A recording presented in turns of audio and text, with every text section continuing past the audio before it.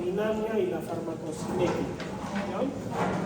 Fíjense que en esta imagen, ya en tiempos antiguos, había descripción sobre, miren esta persona, le muestran la orina a un fraile antiguo del siglo XIV. Entonces, ya a través de la historia, probablemente más de 2500 años exista la medicina como tal y sugirió alguna forma de tratamiento, ¿no? Vamos a estudiar en este momento qué es lo que un medicamento le hace al cuerpo humano. ¿Puedes leer esto? Fuerte. A pesar de que la mayoría de las medidas terapéuticas eficaces no tiene más de 150 años, la medicina ha pervivido por milenios. Las razones por las cuales la profesión médica ha alcanzado por lo menos 2500 años de existencia no están entonces relacionadas con la efectividad de los remedios utilizados, sino con cuestiones un tanto más mágicas e intangibles. Por un lado, el ubicuo efecto placebo que hizo pensar en la eficacia de ciertos tratamientos que finalmente se descartaron por inútiles, pero que indudablemente ayudó en la resolución de muchos padecimientos. Y por otro, la tendencia natural de muchas enfermedades a curarse solas, vis medicatrix naturae, muchas veces a pesar del médico.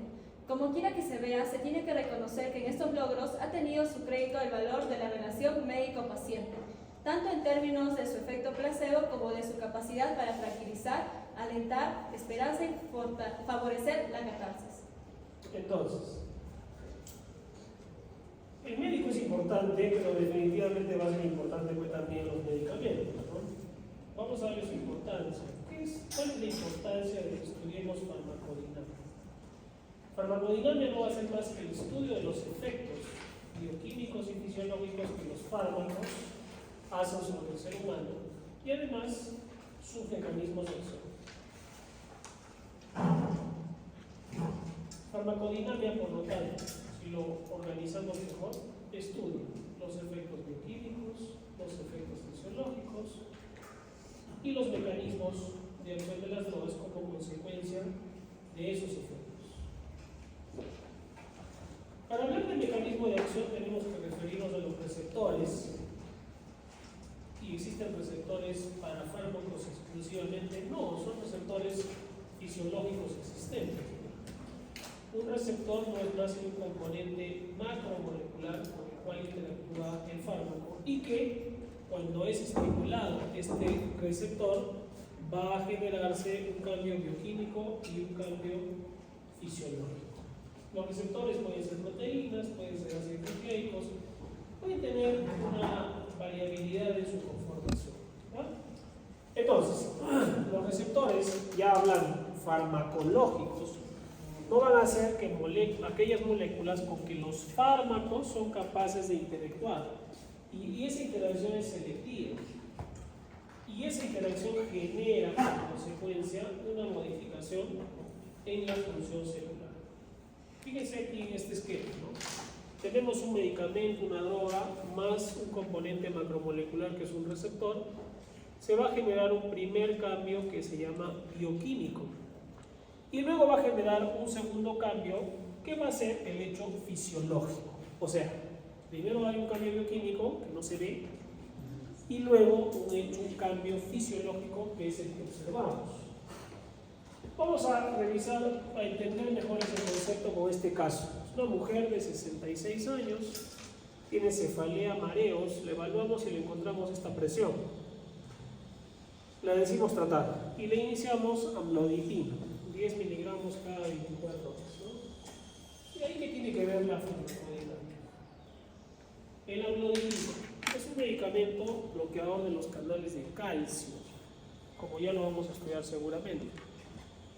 Cuando le administramos a una persona, se genera un primer cambio, que es el bioquímico. ¿Cuál es ese primer cambio? Bloqueo de los canales de calcio. No lo vemos, no lo vas a ver, ¿cómo vas a ver eso, no? Con nuestros ojos. Y el segundo cambio es donde hay una reducción del calcio intracelular, lo cual va a generar relajación del músculo liso y vasodilatación, lo que como consecuencia va a traer disminución de la presión arterial. Eso sí lo podemos medir, eso sí lo podemos observar, ¿ya? Ese es el cambio fisiológico.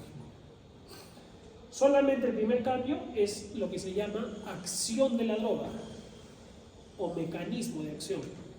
Entonces yo les pregunto, ¿cuál es el mecanismo de acción del amlodipino? ¿Cuál sería? ¿Y cuál es su efecto? Relajación del músculo liso, que genera vasodilatación y disminución de la presión arterial. Entonces, esto es lo mismo. Acción y efecto son sinónimos, hemos dicho que no, porque el mecanismo de acción tiene que ver con el cambio bioquímico y el efecto ya tiene que ver con el cambio fisiológico, que es posible de medirse o de observarse. En farmacodinamia tenemos que entender también estos conceptos de agonista y antagonista. Fíjense cómo un agonista se liga a un receptor y simula positivamente los efectos reguladores de los compuestos endógenos. Es decir, si un compuesto endógeno genera algo positivo sobre un receptor, ese fármaco hace lo mismo, es un agonista, ¿ya? Pero un antagonista se llamaría aquel que se liga a un receptor sin efecto, lo bloquea o no se genera ningún efecto. La afinidad fármaco-receptor y su grado de actividad va a depender de la estructura química de ese receptor para tener afinidad por uno u otro fármaco, dependiendo de cuál sea. Los sitios de acción en las células van a ser muy variables dependiendo de la ubicación de sus receptores. Esos receptores van a generar una transducción de señales hacia el interior de la célula. Los receptores a nivel celular para los fármacos van a tener, pues, según su estado de configuración, zonas de actividad o de inactividad, generando segundos mensajeros, que son los que producen el efecto, ¿no?, a nivel celular. ¿Se acuerdan de esto, no?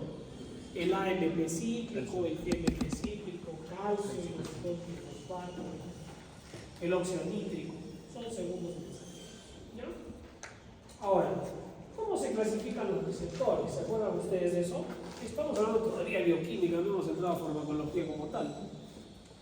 Conforme al efecto y potencia de los agonistas y antagonistas, es decir, la capacidad que tiene el receptor de ser estimulado y de generar una respuesta, positiva o negativa. Las acciones farmacológicas no mediadas por receptores. Evidentemente, hay fármacos que, por ejemplo, los antiácidos no necesitan receptores, actúan directamente sobre el ácido, neutralizándolo, no utilizan un receptor, como la mayoría de fármacos sí lo tienen, ¿ya? Estos conceptos de afinidad y eficacia. Afinidad es la capacidad de ligarse al receptor, la capacidad de ligarse a su receptor. Y eficacia es la capacidad de cambiar el comportamiento de ese receptor una vez que se ligó a él. No es lo mismo afinidad y eficacia. Y la capacidad de reacción al estímulo puede ser, pues, que sea agonista total, agonista parcial o que sea antagonista, dependiendo lógicamente de la respuesta. Entonces, los diversos fármacos que tenemos pueden estar, pues, en la membrana, en el citosol, en el núcleo, van a tener una ubicación variable, ¿ya? Hasta aquí vamos a entender lo siguiente. La droga se une a una parte de la célula. Esa parte no es cualquier sitio, son los llamados receptores de fármacos, ¿ya? Esa parte de la célula está ubicada en la membrana celular, pero también puede estar adentro o puede estar en el núcleo. Es lo que se conoce como receptor. No hay forma que un fármaco no actúe con su receptor cuando tiene ese mecanismo. Sin embargo, vamos a descubrir que hay fármacos que no necesitan receptor, como los antiácidos, que actúan directamente. Los receptores son proteínas, pueden ser enzimas, canales, proteínas de sustento, iónicas, es decir, tienen diversidad de conformaciones. La droga, por lo tanto, ya repetitivo, se une a su receptor para producir ¿qué? Primero ¿qué? Una acción y luego un efecto. Está claro, ¿no? El caso de la proteína. Le tomamos la presión, estaba en la paciente del caso clínico, la presión alta, ¿no? Y le dimos amlodipino para generar una acción primero y luego un efecto, ¿sí? La acción era el bloqueo de canales de calcio y el efecto la disminución de la presión arterial por vaso de potasio. La pregunta es, entonces, ¿existen receptores para fármacos por naturaleza? No, las drogas no tienen receptores específicos, sino que las drogas utilizan receptores para un compuesto endógeno, para adrenalina, noradrenalina, lo que tenemos en el organismo. Eso fortalece y refuerza que ustedes tienen que estudiar bien fisiología, ¿sí? Porque es lo mismo, la farmacología se vale de la fisiología para poder actuar, ¿ya? Habíamos hablado de afinidad y eficacia. Afinidad, capacidad de unirse, eficacia cuando ya se unió y se genera un cambio, ¿no? Miren esta tablita es interesante. Si el fármaco se une al receptor con afinidad y eficacia, ese es un agonista. Si el fármaco se une al receptor con afinidad pero sin eficacia, ese es un antagonista. ¿No? Si tiene los dos, es agonista. Si tiene uno y no el otro, es un antagonista. ¿Listo? Entonces, los agonistas claramente van a tener pues una acción y luego un efecto. ¿Sí? Afinidad y eficacia. En cambio, los antagonistas tendrán acción, pero tendrán después un efecto más bien opuesto. Y ese efecto puede ser que se neutralice ese efecto o que no se produzca. ¿Sí? 0 o de repente menos 10. ¿No? Nada, lo contrario.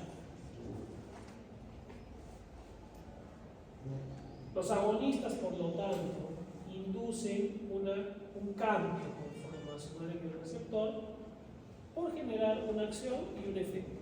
En cambio, los antagonistas no ocupan el receptor y más bien no hacen nada o hacen un efecto contrario. ¿De acuerdo? ¿Me están siguiendo? Entonces, cuando un fármaco antagonista use el receptor, evidentemente ese receptor ya no va a poder ser utilizado por otros fármacos, ¿no? Entonces tendremos o una neutralización o un efecto opuesto al efecto fisiológico que sucede. ¿Ya? Ejemplo, la adrenalina. Fíjese la adrenalina. La adrenalina es una sustancia endógena, todos tenemos adrenalina en el cuerpo. Esa actúa sobre los receptores, por ejemplo, beta 1 en el corazón.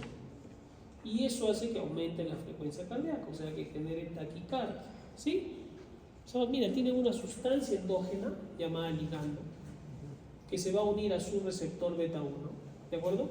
Va a generar una acción y un efecto. ¿Sí? ¿Qué pasaría si damos un fármaco que se une al receptor beta 1,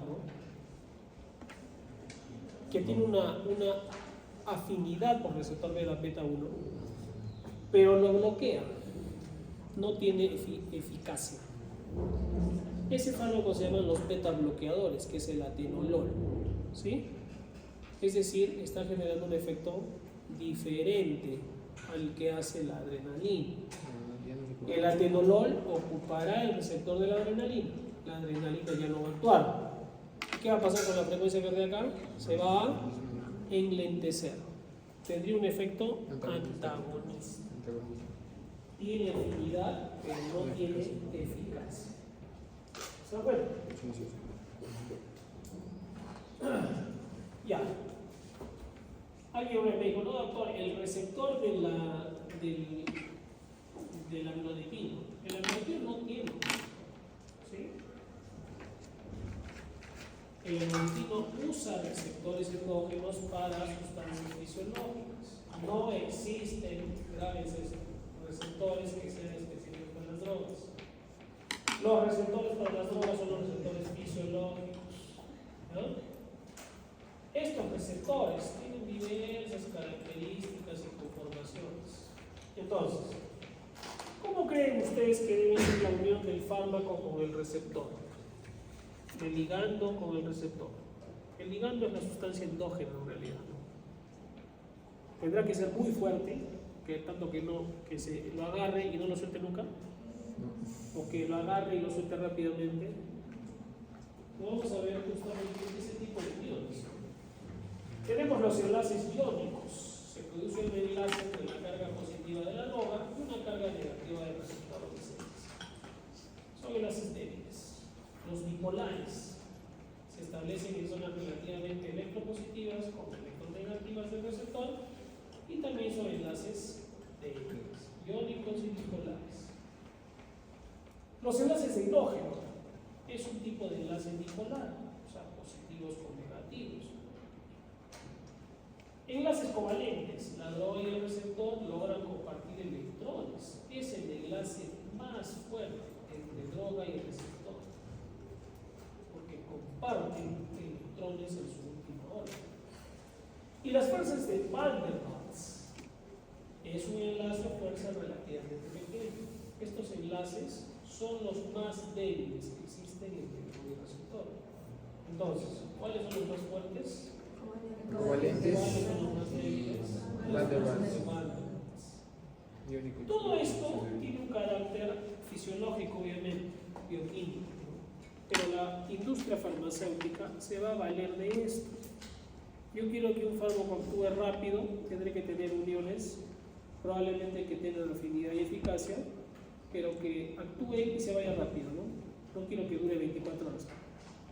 O hay fármacos también de liberación prolongada o de acción prolongada, que se unen al receptor y no lo sueltan, pues ahí se quedan. Y pueden durar un día, 2 días, semanas. Hay fármacos que se pueden durar meses. Hay una vitamina D, el Deblax, de 20.000 unidades, que se puede administrar cada 3 meses. Y todavía hay acción, todavía hay efecto. Entonces, todas estas fuerzas, no es que una sea mejor que otra, respondiendo a esta pregunta, ¿no? O no hay una perfecta, sino va a depender de qué efecto queremos. A corto plazo, largo plazo, que dure menos, que dure más. ¿Ya? Vamos a ver esto, si se puede algún día.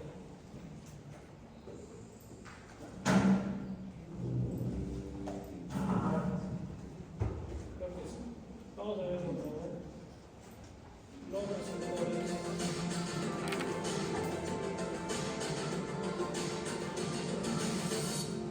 Los fosfolípidos de las membranas celulares se convierten en segundos mensajeros por la acción de varias enzimas que se regulan como respuesta a las señales extracelulares.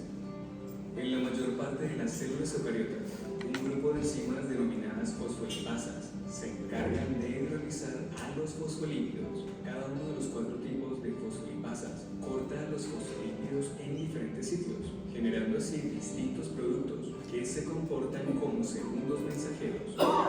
Cuando un receptor acoplado a proteína G capta un estímulo, dicho receptor, unido con el ligando, activa una proteína G heterotrimérica. La subunidad alfa de la proteína G, unida al GTP, activa la enzima fosfolipasa C-beta o PLC-beta, cuyo sustrato es el fosfolípido fosfatidilinositol 4,5 bifosfato o PIP2.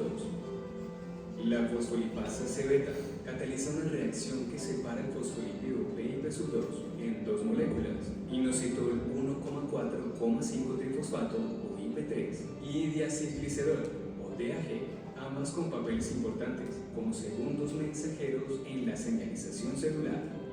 El diacilglicerol o DAG es una molécula lipídica que permanece en la membrana plasmática después de su formación por acción de la PLC-beta.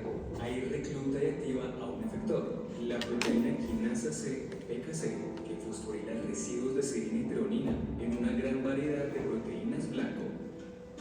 Por otra parte, el inositol 1,4,5 trifosfato o IP3 es una pequeña molécula hidrosoluble capaz de difundirse con rapidez por el interior de la célula.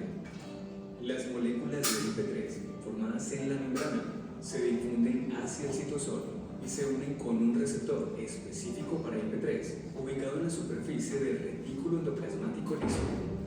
El retículo endoplásmico liso es un sitio de almacenamiento de calcio en diversas células.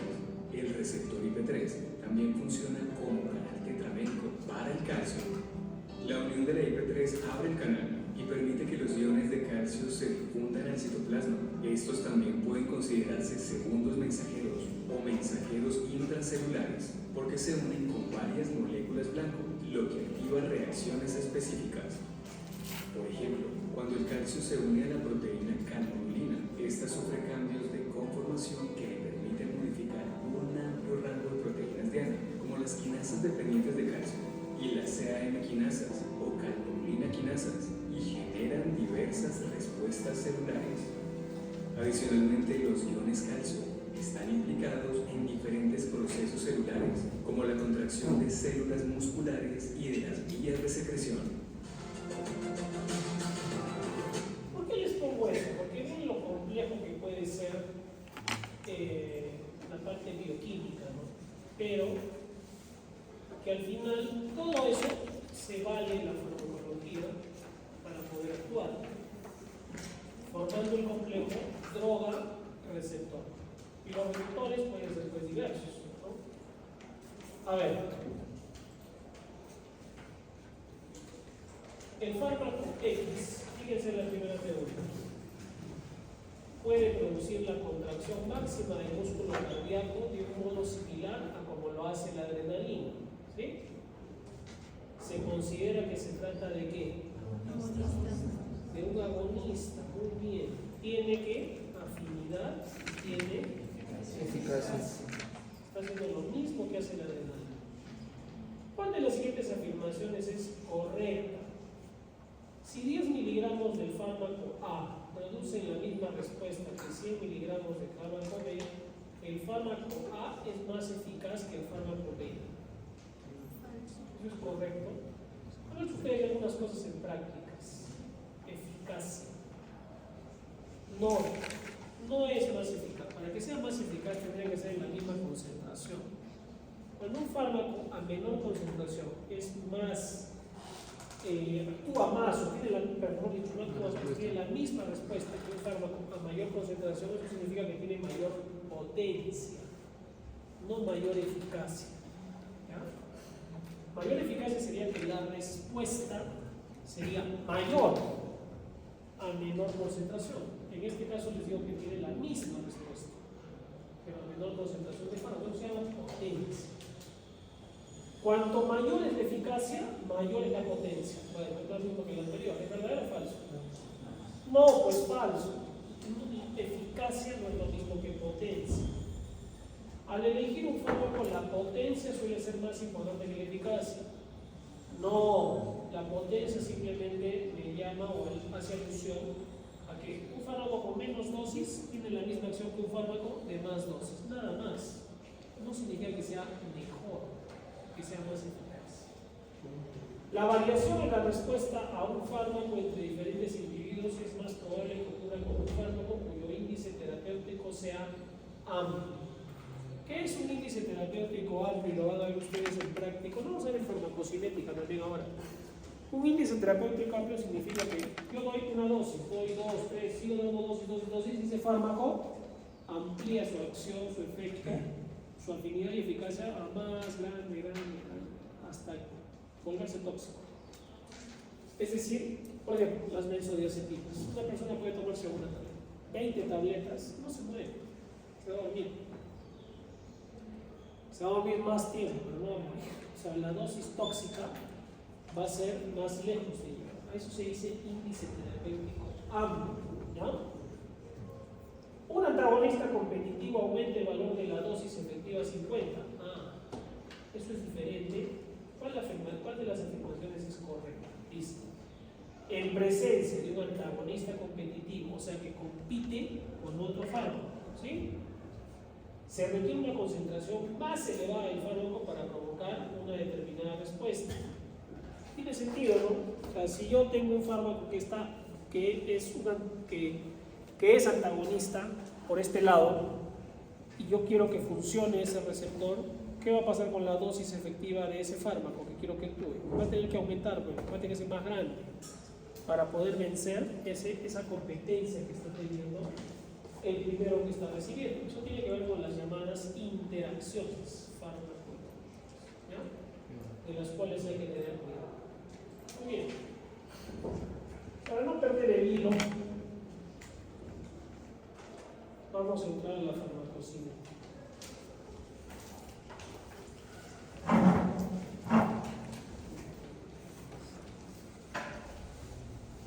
Un minuto de descanso.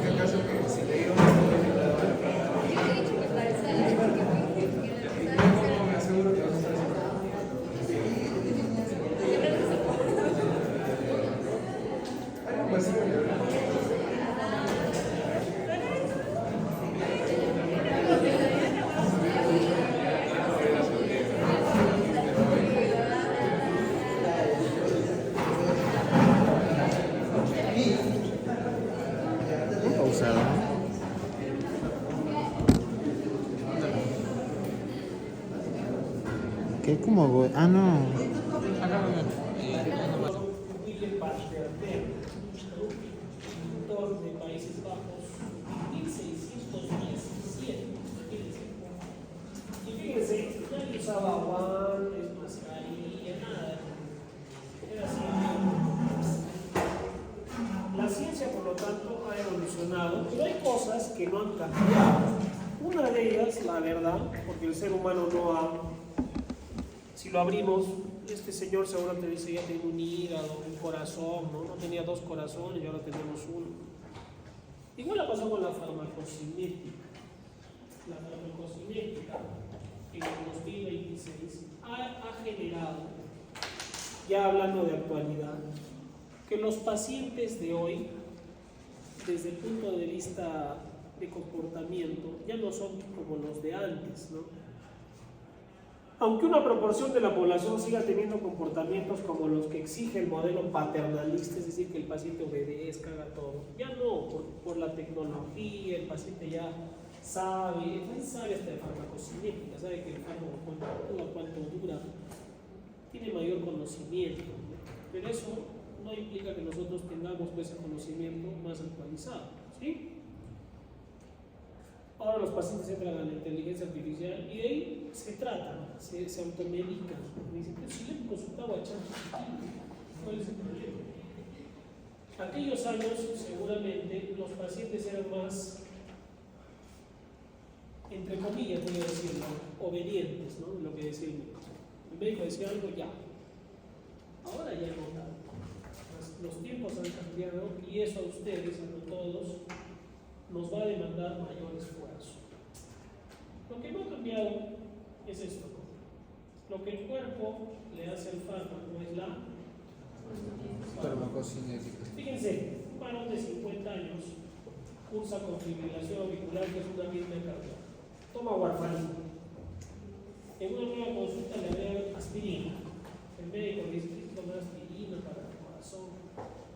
5 días después le empieza a sangrar las encías, le aparecen moretones en los miembros, salen las narices y distancias.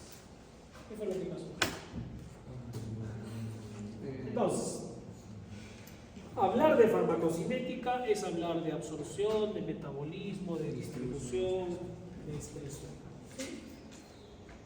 Hablar de farmacocinética es hablar del viaje que hace el fármaco por nuestro cuerpo y que es modificado en ese viaje. Hablemos entonces en primer lugar de qué? De la absorción.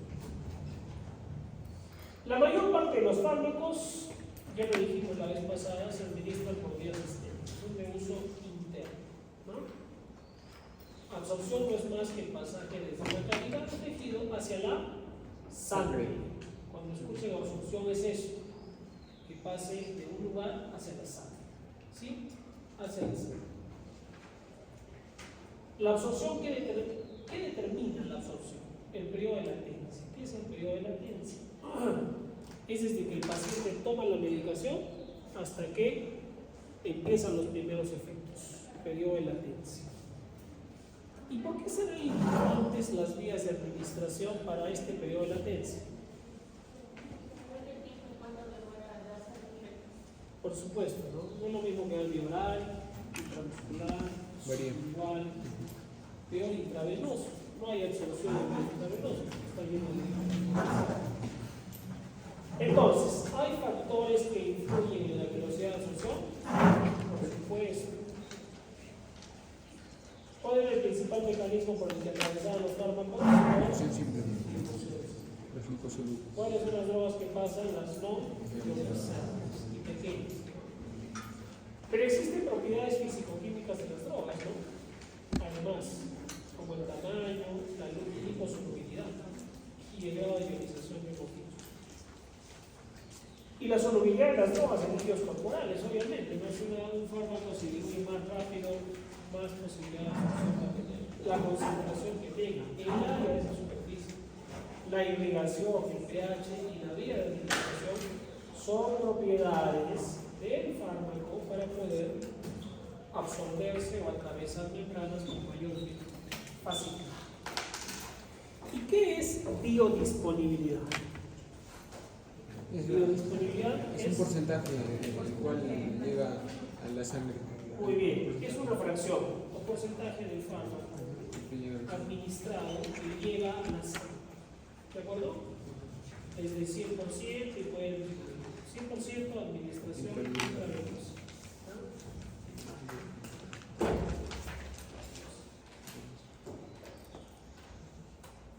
Acá nunca hemos usado un micrófono en estas computadoras. He traído un micrófono inalámbrico, ahora dije no, seguro no, porque a veces no hay acá buena señal. He traído un micrófono alámbrico ahora tampoco. Un desastre, la verdad, que no podemos tener un sistema de audio, ¿no? Para poder hablar mejor y nuestra invitando. Y pueden, yo me he presentado hasta por escrito, no hay importa. Y eso tiene que ver también con la calidad, lo que ustedes escuchen.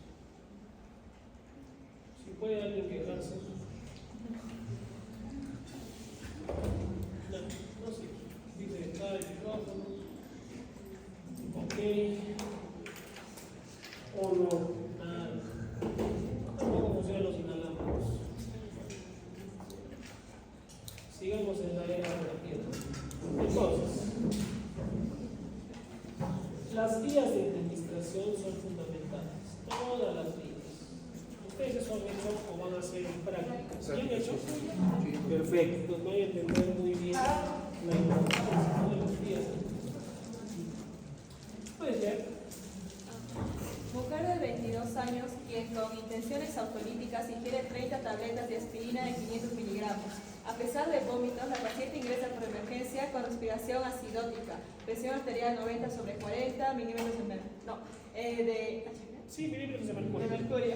Frecuencia cardíaca 120 por minuto y saturación con 90%. Encefalopatía. Encefalopatía. Pero la pregunta es, si ha vomitado y todo, ¿por qué igual se absorbió el fármaco en el estómago? Si la aspirina, es aspirina. Según eso hemos hablado la vez pasada. Porque la aspirina tiene un pK bajo parecido al del estómago. Bueno, para eso se ha diseñado, ¿no? Y se absorbe más rápido, ¿no? Entonces ya la quinta pastilla ya se absorbió bien y ya le generó un efecto sistémico, ¿no? Esa pastilla. Muy bien. Ahora, el fármaco, ya vimos la vez pasada, entró al cuerpo y empezó a viajar, ¿no? Y viajó y tiene que ir atravesando membranas. ¿Para llegar a dónde? A la sangre. Ese es el objetivo del fármaco, ¿ya? Del medicamento. Doctor, pero hay fármacos que se ponen a la vena. Bueno, esos no tienen absorción, ¿no? Pero después todos tienen absorción. Vía oral, intramuscular, en crema, las gotas a los ojitos. Todos tienen que atravesar alguna membrana, excepto los intravenosos, ¿no? El sublingual se parece a algo al intravenoso, porque va como que directo, ¿no? Con los vasitos sanguíneos debajo de la lengua, pero digamos que es más lento, tiene un poquito menos de envío. ¿Ya? Luego del proceso de absorción llegó la sangre, entonces, de ahí va a viajar hacia el lugar de acción. Pero, o sea, la sangre, la droga llega a la sangre y se va directo a la cabeza para calmar el dolor de cabeza. No. Ese fármaco lo que va a hacer es distribuirse en los diversos compartimentos. Y ustedes recuerdan esto de fisiología, ¿se acuerdan? Sí. Del intracelular y del extracelular, ¿no? El intracelular, que más o menos es 60% del cuerpo, 65% del agua corporal total, y el extracelular, 35% del agua corporal total, y el extracelular está conformado por el plasma y el intersticio, ¿sí? Somos 60% agua, ¿no? 60% agua, o sea, somos la mayor cantidad de líquido. Existen, por lo tanto, fases de distribución, es decir, no es que todo el fármaco va a llegar al sitio de acción, ¿no? Sería el ideal, pero no, pues tampoco no somos una máquina. Se absorbió, está en el plasma. ¿Llegará igual medida a todos los órganos? No, hemos dicho que no. El orden en el que va a llegar incluso a todos los órganos va a variar. Fíjense, 85% de los pulmones, 95% de los ojos, 75% de los músculos, a la sangre obviamente la mayor cantidad, el cerebro más del 80%, de los millones, es decir, va a ser variable, van a haber fases de distribución. Entonces, si ingresa a nuestro cuerpo un fármaco pequeño, liposoluble, no ionizado, un fármaco perfecto, va a haber una primera fase de distribución. Esta primera fase implica que la droga llega a los órganos que tienen más sangre, a los más irrigados. Es lógico, ¿sí? Al cerebro, al hígado, a los riñones, a los pulmones, a los grandes órganos vitales, ¿sí? En una segunda fase ya llega a órganos con circulación intermedia, la piel, los músculos, otras vísceras que no son de la primera fase. Y existe una tercera fase, que ahí llega a la grasa. Aprenda a seguir entonces los órganos. Primera fase, segunda fase, tercera fase. Entra lentamente, también sale lentamente. O sea, puede ser un lugar de depósito, la grasa, de fármacos. Entonces, el fármaco se distribuyó, entró al cuerpo, llegó a la sangre, se fue al corazón, a los órganos, se fue a otros órganos en segunda fase, llegó hasta la grasa. Algunos llegan hasta la grasa. Pero ¿y cuál va a actuar? ¿Qué fármaco es el que actúa? ¿La droga libre o la droga unida a proteínas? La droga libre. Una droga hipnótica, por ejemplo, diazepam, es administrada, llega al plasma, o el plasma llega al cerebro, que es el ciclo de acción. Y también va a llegar a otros sitios, hemos dicho, pero lo que me interesa de ese fármaco es la droga libre, o sea, la que no está unida a proteínas. ¿No? Ahora, en tercera fase llegó a la grasa, y se supone que si llega un depósito, ese fármaco ya está perdido. No, puede ser de almacén y luego liberarse hacia la sangre. Cuando los niveles sanguíneos de la droga bajen, la droga de depósito podría volver a la circulación para mantener niveles regulares del fármaco en sangre. ¿Ya? Se puede prolongar el efecto. Hay fármacos de liberación prolongada, fármacos que se almacenan y duran más tiempo, ¿no? Y eso ya es un manejo de la industria farmacéutica. Entonces, ¿cuáles son los principales depósitos de las drogas aparte de la grasa? ¿No? La propia proteína plasmática con la que se une, la que está ligada a proteínas, ¿no? Puede ser un depósito que no la va a soltar o la soltará en algún momento, teniendo una acción similar a un depósito. La grasa que hemos dicho, de drogas liposolubles. Las mismas células de nuestro cuerpo, el líquido intracelular puede almacenar unas drogas, por ejemplo los antibióticos, como los mantónicos, pueden almacenarse en nivel celular. Y una vez que se distribuyó en estas diversas fases, o que se almacenó en otros lugares, hay lugares donde no va a entrar con mucha facilidad. ¿Y esto es bueno? Claro, si no, imagínense que cualquier pastilla que te tomes se va al cerebro, o en una embarazada le pasa al feto. Existe dificultad, y eso es bueno, porque de alguna manera el cerebro le pone un stop. Y dice, no, espérate, vamos a ver, ¿qué vas a hacer acá? Si no, imagínense lo que sería. ¿Y eso qué ha hecho la industria farmacéutica? Le ha dado una característica un poquito más ionizada o de mayor tamaño para que ese fármaco no llegue al cerebro con facilidad, ¿sí? Porque si no podemos tener efectos colaterales serios, ¿no? Existen efectos, por ejemplo, con los antihistamínicos que pueden producir sedación, no se duerme. Pero aún así este fármaco está modificado para que no llegue tanto, porque si no, imagínense, no, de repente estás manejando y te duermes con un antihistamínico. Algunos toman antihistamínicos antes de venir, pero eso puede pasar algunas veces. ¿Y qué pasa en la placenta? Similar. Es una zona protegida. Hay una pregunta de recientado, de internado. Una mujer que tiene trombosis de seno cavernoso cerebral necesita anticoagulación y está embarazada. ¿Qué fármaco anticoagulante debemos usar? Heparina. La heparina común y corriente no pasa la barrera placental. Entonces, mujer gestante de 16 semanas con trombosis del seno cavernoso, anticoagulación, ¿cuál le damos? La heparina porque no pasa la barrera placental. ¿Ya? Los fármacos hemos dicho que llegan a un depósito y de ahí pueden otra vez redistribuirse. Pueden redistribuirse. Sobre todo con fármacos muy liposolubles. Se meten a todo sitio, ¿no? A todo sitio llegan. Mientras más liposoluble, mayor posibilidad de ligar a mayor cantidad de lugares. Pero, ¿ustedes creen que un fármaco que entra a nuestro cuerpo se debe quedar ahí para siempre? No, pues la idea es que entre, haga el efecto, pim, pim, pim, modifica lo que tiene que modificar y luego tiene que irse, ¿sí? Y ya hablamos de la eliminación. Metabolismo y eliminación podría ser. Entonces, son mecanismos gracias a los cuales el organismo se deshace. Vieron que aquí ya viniste, ya actuaste, ahora tienes que ir. Algunos no se van, se pueden quedar. Acumulación. Dos grandes mecanismos, la biotransformación, metabolismo y la excreción. Lógicamente, hablar de biotransformación, metabolismo, como vamos a ver, más es, como su nombre lo dice, un cambio en su estructura química y que ya no haga efecto, ¿sí? Y la excreción, es ya sacarlo del cuerpo, en las heces, en la bilis, en la orina, en el sudor, ¿ya? A grandes rasgos.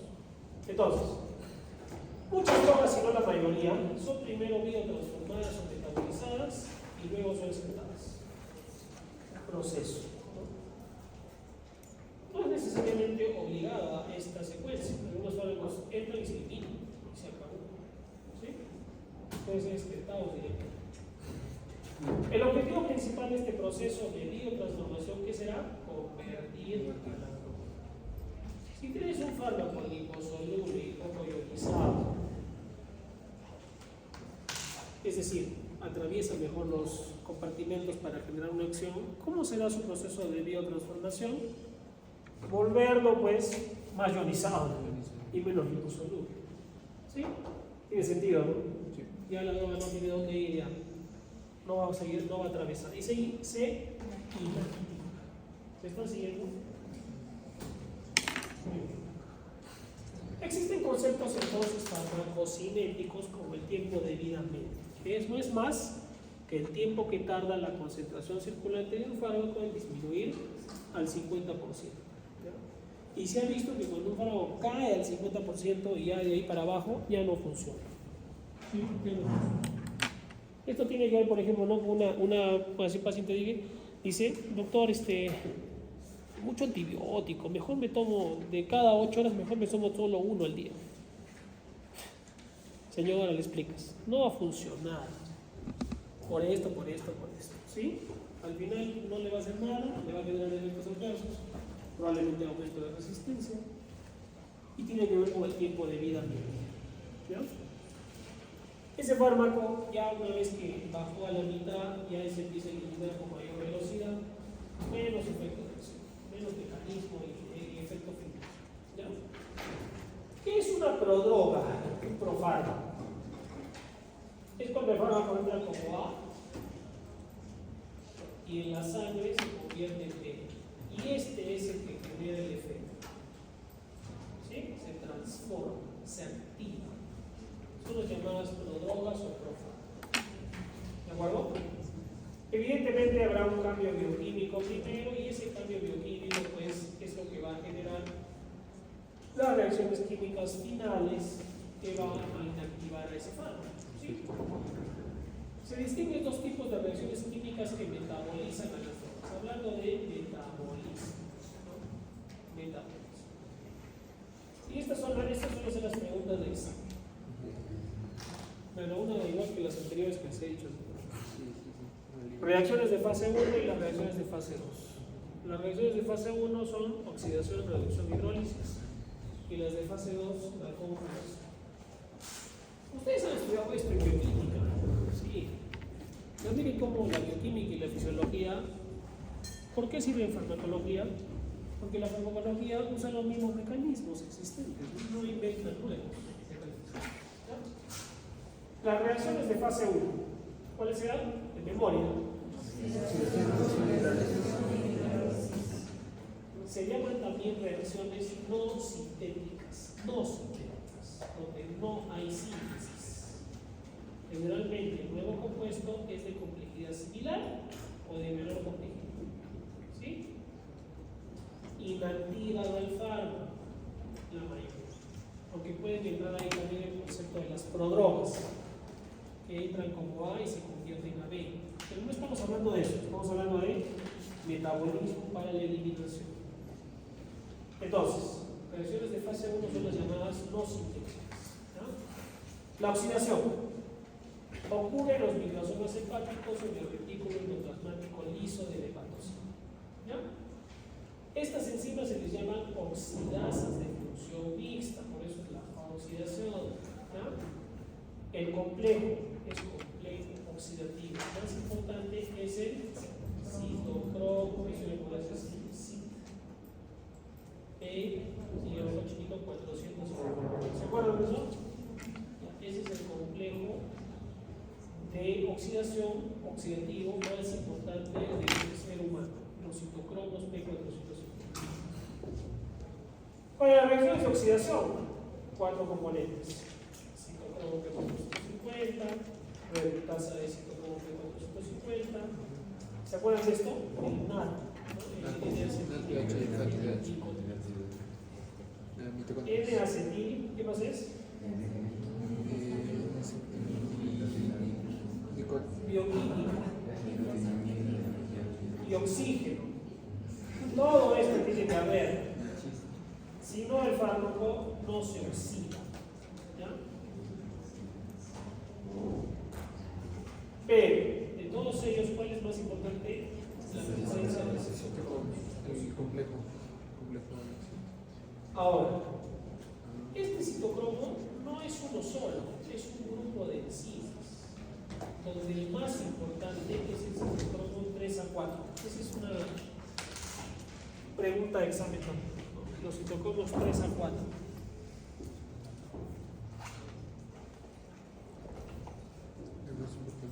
Porque existen muchos subgrupos de estos citocromos, pero el 3 a 4 digamos que es el más utilizado por nuestro organismo para las diferentes drogas. La cantidad de ese citocromo es variable, depende de lo que uno tiene cuando nace, herencias, factores conformacionales de cada ser humano. Incluso se dice que hay bases ambientales como contaminación, malos hábitos alimenticios, etcétera, enfermedades que alteran los citocromos. No puedes decir, no, tú eres débil, por eso la medicina te cae mal. no tiene algo de descabellado, ¿no? Es para el uso de medicamentos.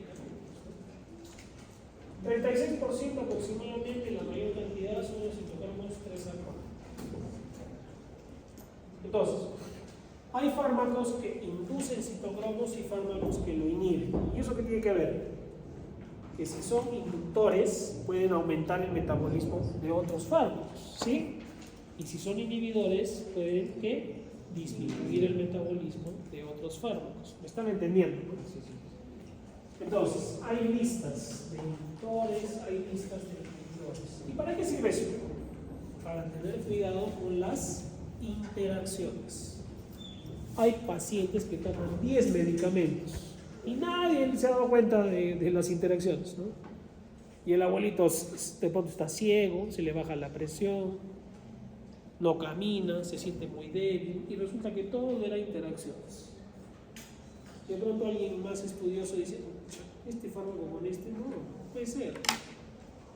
Le quitas, ahora hay aplicaciones para interacciones. Aplicaciones que ustedes pueden descargarlas al celular. Ponen los medicamentos, te toma el paciente y te dice, oye, no, este no debe tomar con este, por esto, por esto, por esto. Una parte de eso son los inhibidores y los inductores de los citocromos. Entonces, hablar de inducción no es más que un aumento de la cantidad de citocromo, de la producción continua de una droga en el organismo. Los inductores. Fíjense, mujer de 65 años recibe tratamiento como antihipertensivo, lo saca. Y en vez de tomar clonazepam. Y luego tiene la paciente presión arterial 840. ¿Qué pasó? Fíjense, los antihipertensivos tienen interacción con los ansiolíticos. Hay un aumento del efecto antihipertensivo. Y nadie se dio cuenta de eso. La señora toma olmesartán 40 miligramos por día y un médico le dice, no, tú tomar diazepam 10 miligramos en la noche para que duermas. Y la señora amanece chocada, impotencia.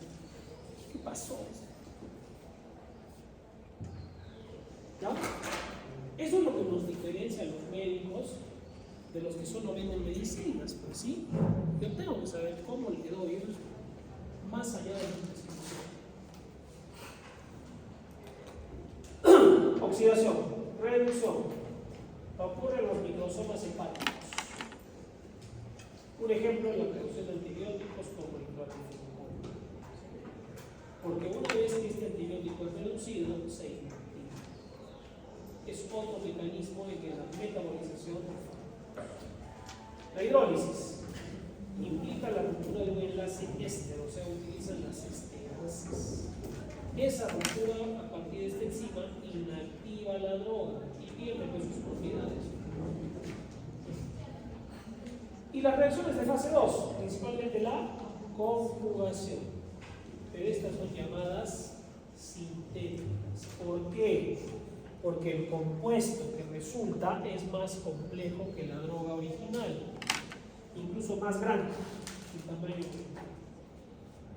Se acopla a una sustancia endógena. ¿No?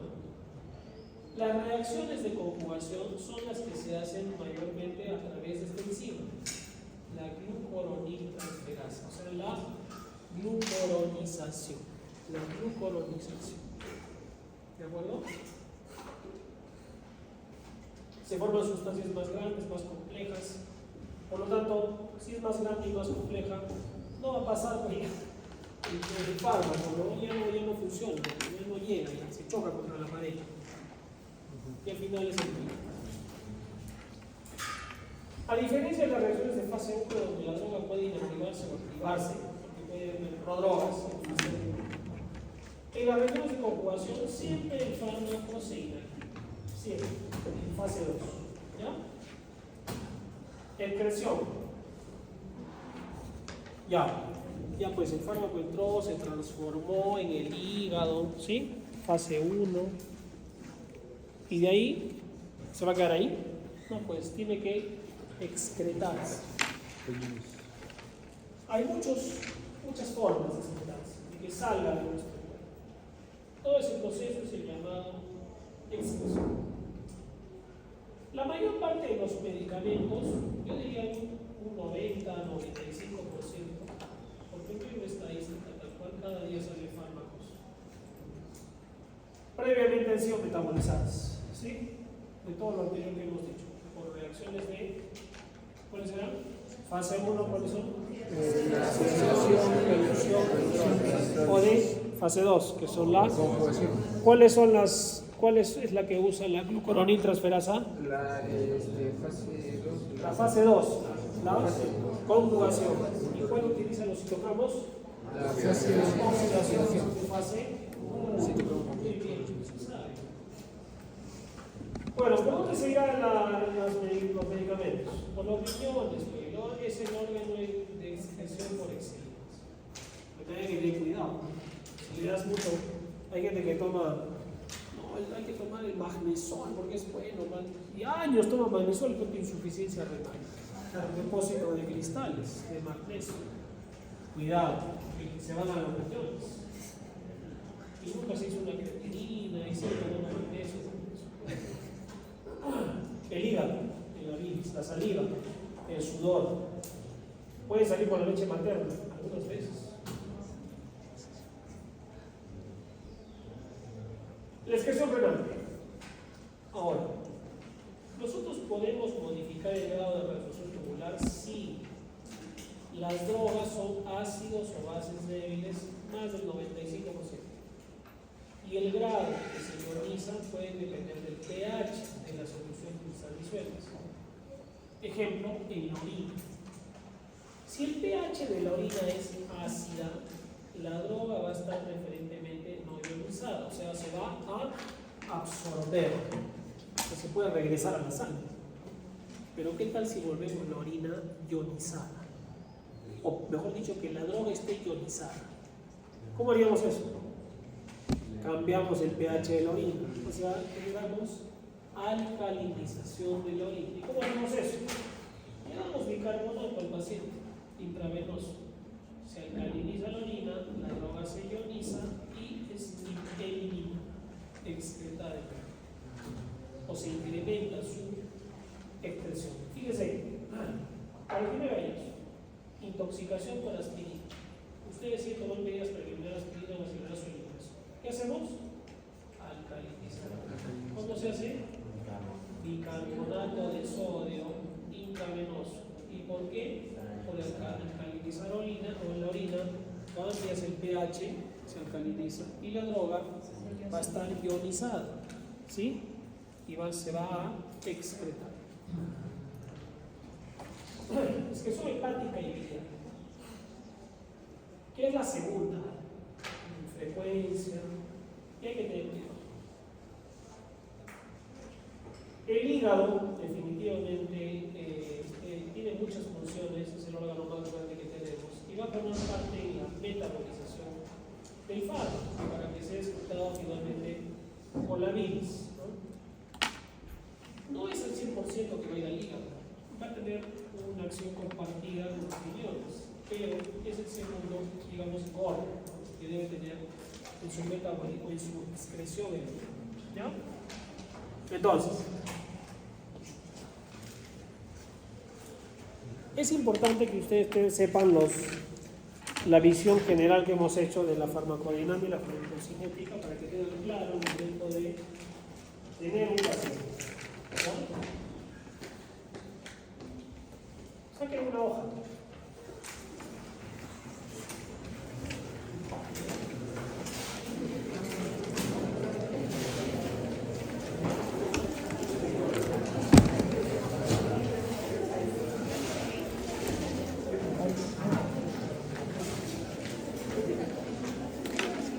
Cinco preguntas, ¿no?